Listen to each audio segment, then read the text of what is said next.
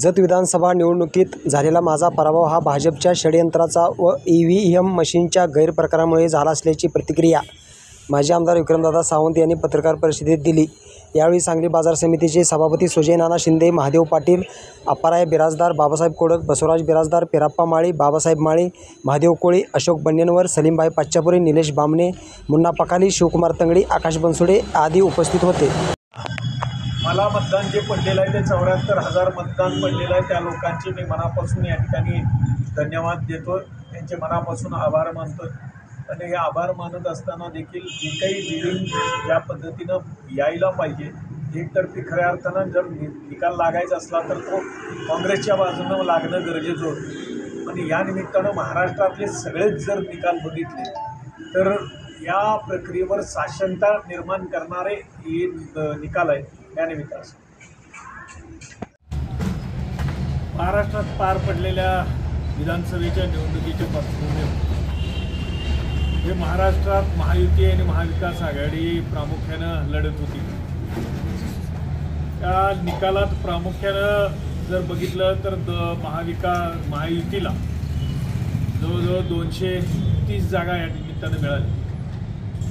पण महाराष्ट्रात ज्या पद्धतीनं या सर्वसामान्य लोकांच्या भावना होत्या, त्या भावनेच्या माध्यमातून महायुतीला एवढ्या मोठ्या प्रमाणावर यश मिळेल असं सर्वसामान्य लोकांच्यात आज या निमित्तानं आवाज होता की त्यांना एवढ्या मोठ्या प्रमाणावर यश मिळेल असं वाटत नव्हतं। पण नेमकं काय घडलं काय नाही, आणि या निमित्तानं महाविकास आघाडीची जी काही आमची पिछाडी झाली आणि त्या माध्यमातून जवळजवळ महाराष्ट्रातच या विधानसभेच्या निवडणुकीच्या निकालाच्या बाबतीत सर्वसामान्य लोकांच्या साशंकता निर्माण झालेली आहे।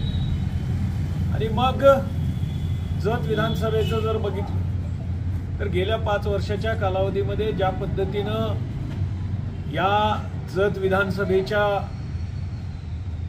जी काही कामं होती ती कामं प्रामुख्यानं मांडली। त्याचबरोबर या जत विधानसभेच्या सर्वसामान्य लोकांच्या अडीअडचणी सोडवण्याचा प्रश्न मांडला। त्याचबरोबर प्रामुख्यानं जो कायमस्वरूपी दुष्काळी तालुका म्हणून ओळखला जात होता, या तालुक्याची ओळखच या निमित्तानं या गेल्या 5 वर्षाच्या कालावधीमध्ये हा पुसण्याचा प्रामाणिक प्रयत्न या निमित्ताने केला आणि आज त्याला बऱ्यापैकी यशही आलेलं आहे। अशी परिस्थिती असताना एकीकडं पाणी, एकीकडं विकास काम, एकीकडं संपर्क, अशा पद्धतीचं असताना देखील या निकालाच्या बाबतीत सर्वसामान्य कार्यकर्त्यांच्या बाबतीत मतदारांच्या बरोबरच आमची मी साशंकता या निमित्तानं आम्हाला निर्माण झाली।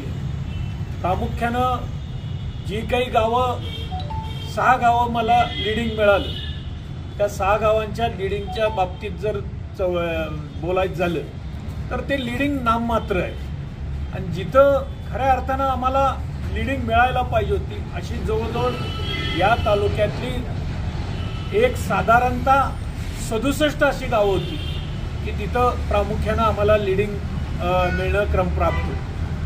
मग आमचं दरीबडचे असू दे, उमदी असू दे, बालगाव असू दे, बोळवंडगी असू दे, त्याचबरोबर संख असू दे, याचबरोबर हे भिवर्गी असू दे, तिक्कोंडी असू दे, कोणत्योन बोबलात, बिरगाव, त्याचबरोबर या रावळगुंडवाडी असेल, वाळेखिंडी असेल, शेगाव, त्याच्यानंतर इकडं परत आल्यानंतर मेंढीगिरी, उंटवाडी, गोजानवाडी, उमराणी, या ठिकाणी खऱ्या अर्थानं बेळुंगी, या ठिकाणी प्रामुख्यानं आमच्या बिरुळमधले सुद्धा प्रॉपर बिरुळच्या बाबतीत सुद्धा आम्हाला लिडिंग मिळणं क्रमप्राप्त होतं। पण अशी जर निकाल बघितले तर खऱ्या अर्थानं हे निकाल धक्का देण्यासारखे निकाल आहे। आणि गेल्या 5 वर्षाच्या कालावधीमध्ये ज्या पद्धतीनं या तालुक्यातले प्रश्न मांडले, या तालुक्याचे प्रश्न सोडवण्याचा प्रामाणिक प्रयत्न केला,